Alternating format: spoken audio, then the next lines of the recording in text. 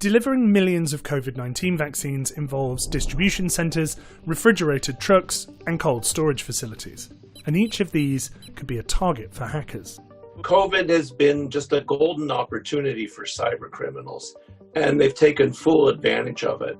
Since the start of the pandemic, there have been attempts to scam individuals and businesses for money, as well as steal vaccine research or hold data ransom for a payment. And a week before the first vaccinations in the world began in the UK, Interpol warned that criminal organisations were planning to infiltrate and disrupt the vaccine supply chain.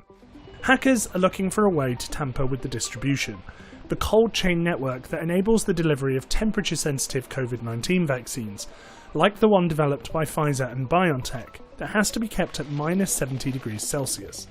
The payoffs are really big. The people that are doing it are increasingly sophisticated. So how are hackers targeting the vaccine rollout? And is there a way to stop them?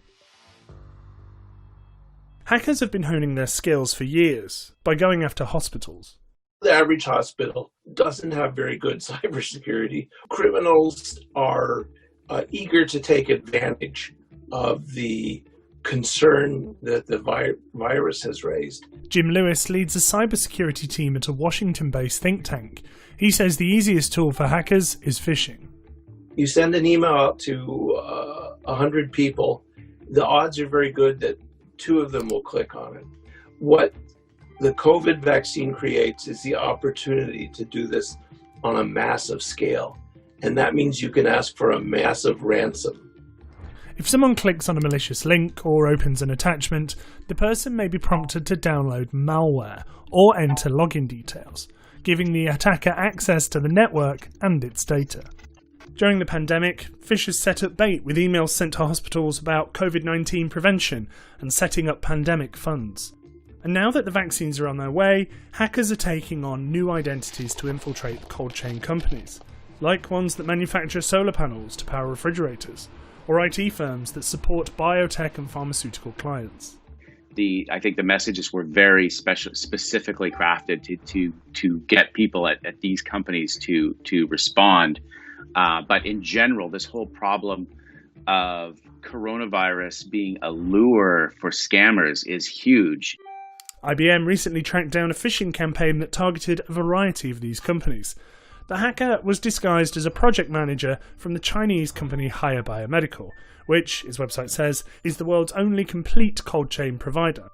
The writer said it would send an advance payment of around $220,000. The message went on to ask that the reader review the attached draft contract, which is actually a malicious attachment. IBM says it's unclear if any victims clicked on the file and fell for this scam, and doesn't know which nation-state might be behind it. If there were any victims, IBM says the harvested credentials could give the hacker insight into internal communications, as well as methods and plans to distribute the COVID-19 vaccine. Haier Biomedical says it condemns the perpetrators of the phishing email and is working with international organisations to ensure that these incidents don't deter the fight against the pandemic. But if hackers do successfully access a system, they can encrypt the data, making it unreadable.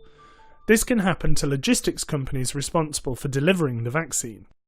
And so you could imagine locking up the supply chain, locking up distribution codes or locking the trucks and saying, unless you pay, you won't be able to deliver. But some systems in the cold chain would be harder to hack. The actual operation of a refrigerator, that would be a specialized operating system, and that would be configured in a way that was unusual. So they'd have to figure out how they work. So what's more likely to happen is that hackers will go after low-hanging fruit.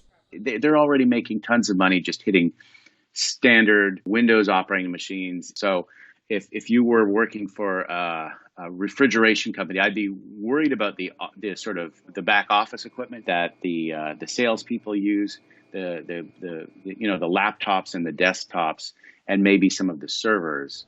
After all, according to a survey by a healthcare IT consultant, 80% of health professionals say their hospitals still use legacy systems such as Windows 2008.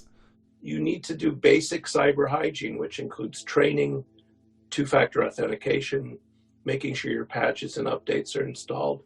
But on top of that, you need to back up your data and think about how you're going to use cloud services. But given the high stakes of getting more people vaccinated, no amount of drills may prepare the cold chain for the months to come. This has changed from efforts to steal the formula, efforts to blackmail people about distribution. So we're seeing the cybercrime evolve when it comes to COVID.